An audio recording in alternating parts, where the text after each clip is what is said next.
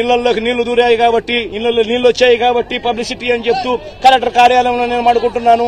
రాత్రి 2 గంటలకు press meet, రాత్రి 3 గంటలకు ప్రెస్ మీట్, ఎందుకంటే నిద్ర రాదు కాబట్టి ప్రెస్ మీటు అని చెప్పి ఇట్లాంటివి ఉండేటివి కాదు. కలెక్టర్లకు క్లియర్ కట్ గా మెసేజ్ పోయేది. వారం రోజులు మీకు టైం ఇస్తా ఉన్నా, వారం రోజుల తర్వాత మేము వస్తాము, వారం రోజుల తర్వాత స్వయంగా నేనే ముఖ్యమంత్రి హోదాలో నేను వస్తాను. నేను వచ్చేసరికి ఏ ఒక్కరు కూడా ఫలాని రకంగా నష్టం జరిగింది, ఫలాని కలెక్టర్ మాకు సరిగ్గా పలకలేదు, ఫలాని కలెక్టర్ మాకు సరిగ్గా పనిచేయలేదన్న మాట రాకూడదు అని చెప్పి గట్టిగా ఇన్స్ట్రక్షన్స్ ఇచ్చేవాళ్ళం. శనివారం అర్ధరాత్రి తర్వాత ఎవడెత్తాడు, ఎందుకు ఎత్తాడు?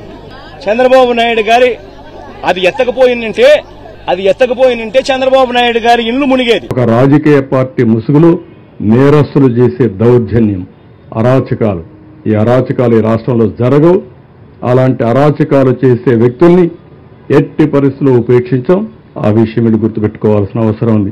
రాత్రి మగుళ్ళు కష్టపడుతున్నాం, ఎంతో మంది కష్టపడుతున్నారు. ఆఫీసర్లందరినీ ఎప్పుడు బురదలో తిరగనటువంటి ఆఫీసర్ని బురదలో తిప్పి పని చేపిస్తున్నాం. కోప్పడుతున్నాం. తప్పదు, వెళ్ళాలి, ఉండాలి, కూర్చోవాలి. ఒక సీనియర్ ఆఫీసర్ ఫీల్డ్కి రారు. అలాంటిది రోజు చీఫ్ సెక్రటరీతో సహా అందరినీ ఫీల్డ్లో పెట్టి పని చేపిస్తున్నాం. అది మా కమిట్మెంట్. బురదజల్లే కార్యక్రమం